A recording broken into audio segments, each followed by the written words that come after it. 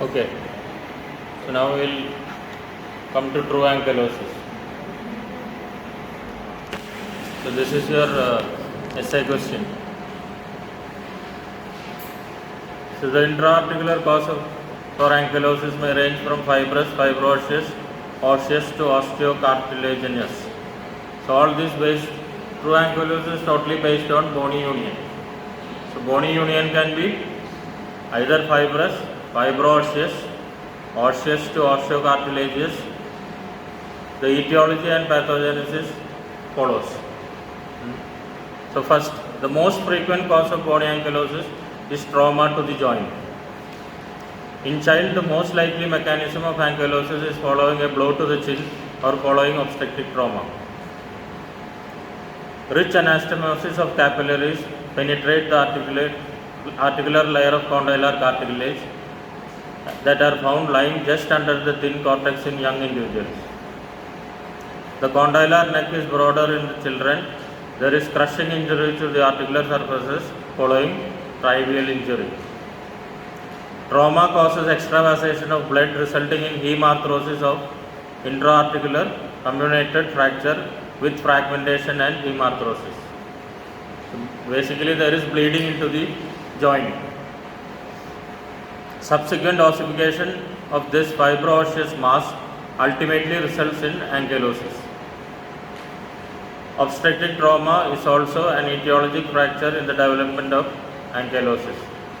In adult, ankylosis results either from medial displaced fracture of the condyle and bony fusion of the neck of the condyle to the zygomatic arch, or from fibrous ankylosis. So in children, primary cause of ankylosis is obstetric trauma or any other trauma to the TMJ. Might be an accident or a fall or a blow. In adult, there is no obstetric trauma. It is usually due to either your condylar fracture which is not treated, or posterior zygomatic arch fracture which is impinging your coronoid process. Understood? And in all these cases, commonly there is something known as hemarthrosis. There is bleeding to the joint, which when resolutes results in bony union, and following which ankylosis happens. Understood? Now, second reason. First reason is trauma. Second is intra-articular infection. Is the second leading cause of true ankylosis. Before the use of antibiotics, the incidence of ankylosis resulting from infection exceeded the cause by trauma.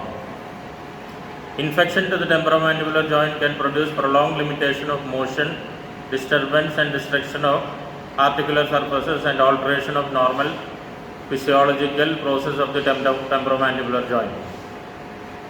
Destruction of articular surfaces along with limitation of motion will lead to ankylosis.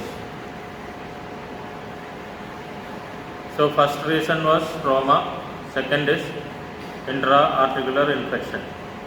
Usually infection of the middle ear or your otitis media. Understood? Or any space infections which include the temporomandibular joint. Now the third reason is ankylosis as a result of inflammatory arthritis. Occurs in less than 7% of cases, so less common compared to trauma and infection. Rheumatoid arthritis, juvenile rheumatoid arthritis, Marie-Stempel disease, psoriatic arthritis and osteoarthritis comprise this group of disease. So if at all you need to know inflammatory reasons, you should know all these names. Understood? Now fourth. Fibrous and bony ankylosis can occur following, as I told you earlier, investigation to the DM joint, TMJ arthroplasty and mandibular orthognathic procedures, bilateral sagittal split osteotomy, usually. All mandibular orthognathic procedures involving the condyle. Understood? Adhesions can form between the disc and the articular eminence following disc repair procedures Bony ankylosis can occur after discectomy procedures without proper post-operative physiotherapy or after multiple surgical procedures on the TMJ. So any joint once operated has to be followed by movement, otherwise known as physiotherapy. So that is applicable to TMJ also. Fine. Rarely ankylosis may result from neoplasia, either a tumor of the condyle, a metastatic lesion or chondromatosis of the TMJ. So tumors invading the TMJ is usually very rare. Understood? Because the structures which form the TMJ usually is mostly devoid of neoplasia. Understood? Now diagnosis of ankylosis. The ankylosis of the temporomandibular joint has distinct clinical and radiological features. So first is your clinical examination. The findings depend on the time of onset, severity, duration and whether the ankylosis is unilateral or bilateral. The features seen in the ankylosis occurring at an early age before the completion of the growth of mandible are: first is restriction of the mandibular motion. In severe cases, the mouth opening will be less than 5 mm. In false and fibrous ankylosis, there will be varying degree in jaw motion, usually less than 15 mm. Unilateral ankylosis will produce deviation of the mandible to the ankylosed side on opening. This is due to hypermobility of the condyle on the normal side and an absence of translation on the ankylosed side. So, if you don't look at the textbook millimeters or centimeters, simple method to find out your mouth opening is, how will you measure? Yeah, it is your 3-finger breadth, like that. That is the common. 3-finger breadth means your mouth opening is normal. Anything less than 3 mm, there is an issue with the TM joint. The mouth opening is less. So you will have to investigate. Understood? So the first symptom is difficulty in mouth opening or restriction in mouth opening. So you have to measure the mouth opening. If you suspect a patient with TMJ, you should measure the mouth opening. Easiest method is 3-finger breadth. Understood? Second is mandibular deficiency. If the ankylosis has produced severe damage to the joint at an early age, there will be decreased ramal height, micrognathia, means small chin or reduced chin, micrognathia. There will be decreased ramal height, micrognathia and bird face appearance in cases of bilateral ankylosis. So there is no condylar development, the chin is less, mandibular has not grown sufficiently. So when you look at the profile, you will have a bird face.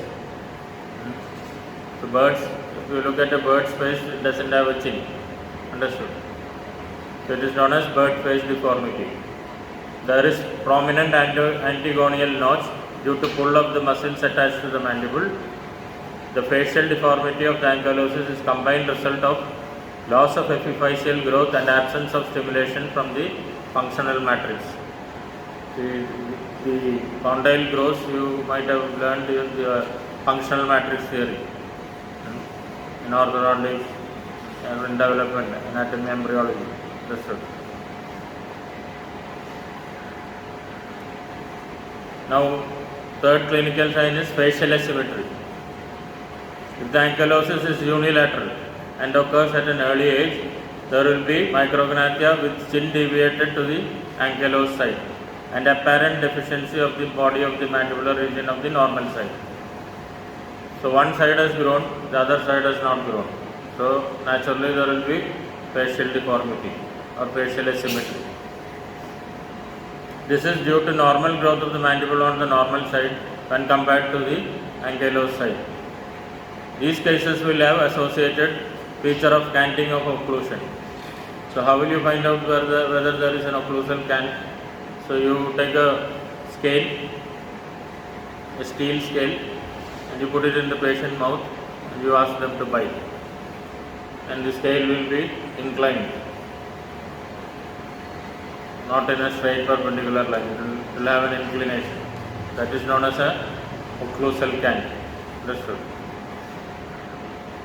Now, besides these three reasons or prominent clinical symptoms, there will be varying degree of malocclusion, caries tooth, poor oral hygiene, halitosis, and hypertrophic suprahyoid musculature. So the patient is not able to maintain good oral hygiene. So if there is, in certain cases of severe ankylosis, the patient can't brush the teeth.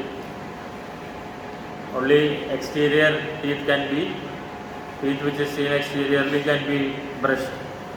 So you can't push the intraoral portion cannot be brushed because the patient can't open the mouth, which will result in poor oral hygiene, halitosis, digestive problems, and these muscles won't grow. So the suprahyoid musculature will be hypertrophic. Understood? In case of adults, the history is usually of limited jaw opening and altered mandibular function developing over a period of time. So if you have adult ankylosis, the clinical signs are bit more, not much severe compared to children, because it has been since long. Children will have more gross deformity, aesthetically and functionally, compared to adult ankylosis.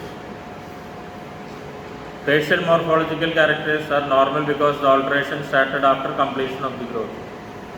So usually your aesthetic facial defect or asymmetry is comparatively less for adults compared to children.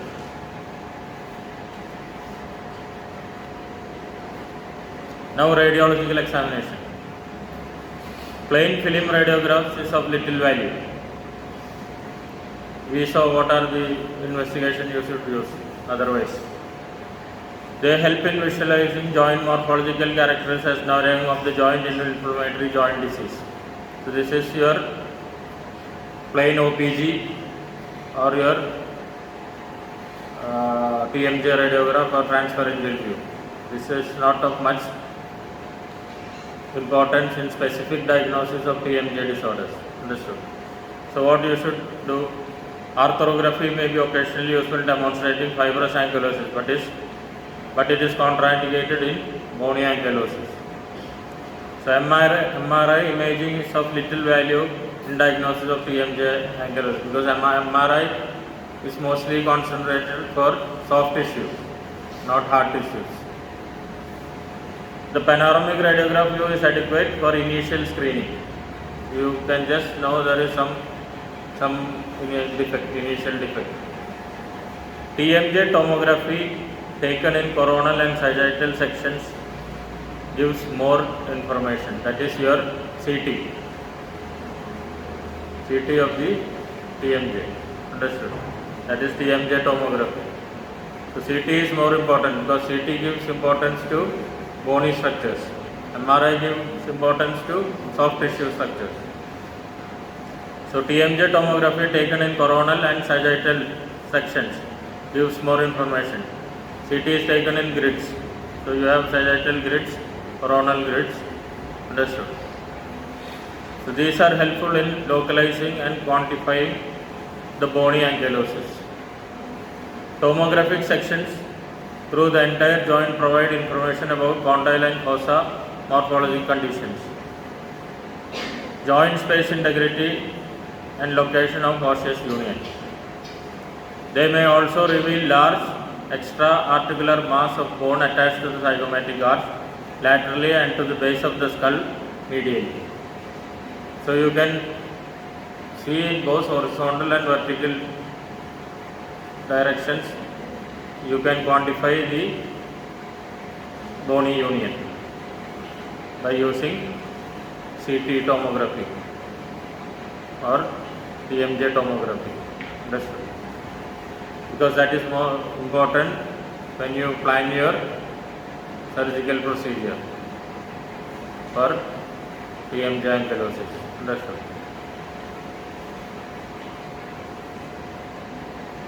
Now, how can you classify ankylosis, TMJ ankylosis?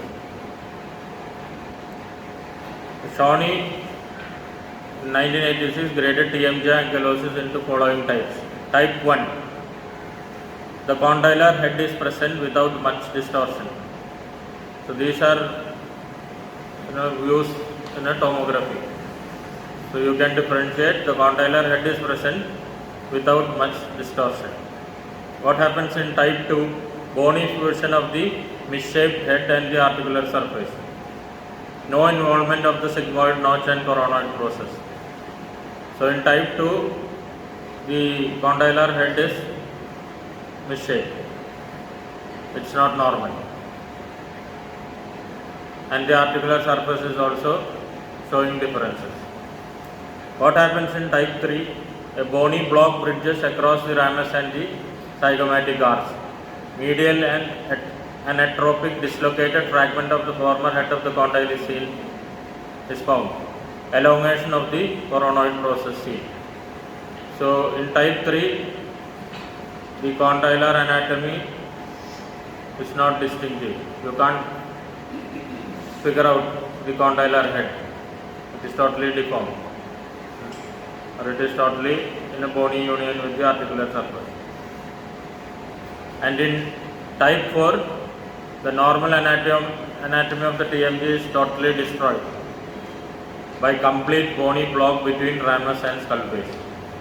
So you can't differentiate the head of the condyle, you can't differentiate the clinoid fossa, you can't see the meniscus, nothing is seen, articular disc is not seen, it's just a bony union, what is appreciated in the tomograph or your CT. Understood? So this is how you classify the TMJ ankylosis according to Shawnee. Now, management of TMJ ankylosis. The treatment of TMJ ankylosis is always surgical. Early surgical correction of the ankylosed joint is highly desirable if satisfactory function is to be regained. So your primary aim is to revive the function of the TMJ, because it is a young child. The patient wants to take food, that is the primary, and your oral hygiene. So more than your initial TMJ surgery correction is oriented for functional revival more than your aesthetic beauty or facial aesthetics. Understood? So it is age of the onset of ankylosis, extension of ankylosis, whether there is unilateral or bilateral ankylosis, and associated facial deformity. Finally, you look at the facial aesthetics or deformity. Initially, you look at the functional deformity. You have to correct the function first. Okay. Now, what are the aims and objections of an ankylosis correction surgery? Release the ankylosed mass and creation of a gap to mobilize the joint. Now, why creation of a functional joint? To improve patient nutrition, to improve patient oral hygiene, to carry out necessary dental treatment. To reconstruct the joint and restore the vertical height of the ramus. This is the second part. To prevent recurrence. So if there is, you relieve and make a gap and you leave it like that, it's prone for,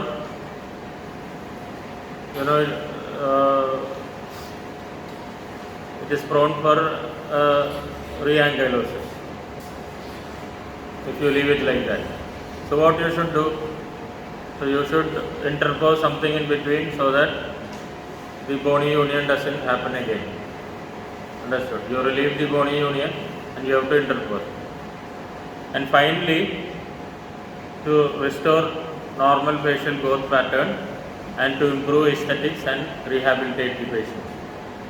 So the final goal is facial aesthetics. Initially you have to relieve the bony union and make the jaw TMJ functional so that the patient can take food, maintain hygiene and do necessary dental treatment. Understood? So this should be the objectives of your surgery. Now what are the different types of surgical treatment? Number of techniques have been advocated by different surgeons. Critical ankylosis of all filters only to 3 basic methods. So finally it is 3. Condylectomy, gap arthroplasty, interpositional arthroplasty. So in between you should know the surgical approaches to the TM joint. So what are the surgical approaches to the TM joint? You have something known as a pre-auricular incision, post-auricular. There is something known as an Alkite and Bramley incision.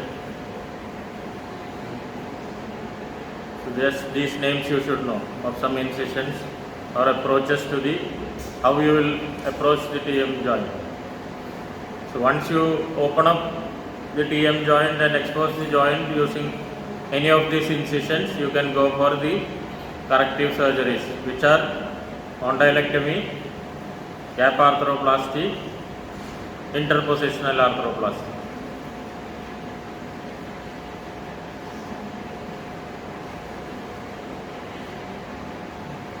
So what is condylectomy?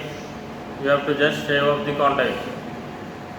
If it is according to the classification, if it is type 1, there is just an adhesion of the condyle. So you have to just shave the condyle. Condylar head is reduced. It is known as condylectomy. And the ankylosis is relieved. Simple procedure.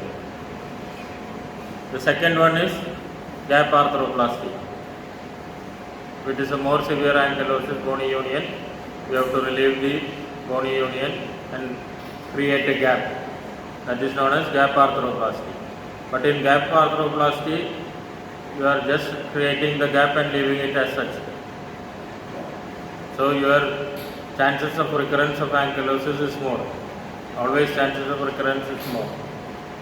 So that is why the third procedure, now everybody follows the third procedure, which is interpositional arthroplasty.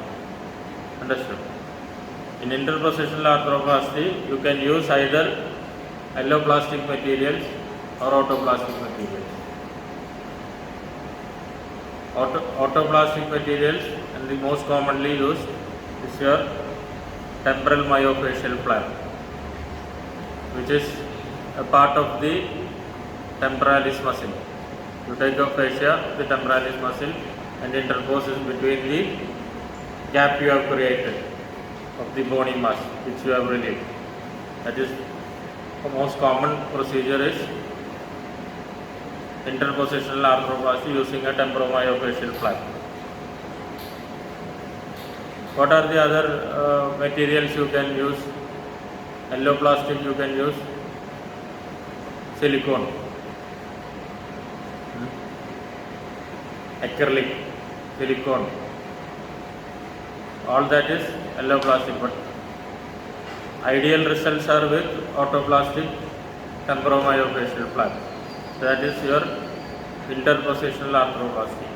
So you can find out what are other alloplastic and autoplastic materials used. You can elaborate if necessary. Understood? Now what are the surgical considerations in children? Surgical treatment of ankylosis in children includes 2 objectives: to improve mandibular function and to maintain normal growth and development of the face. So in an adult patient, you don't have to bother about this. You do a interpositional arthroplasty and leave it like that. Your function will be restored, and if at all there is a facial deformity, you can correct it in the second surgery. But in children, you have to maintain the growth of the mandible.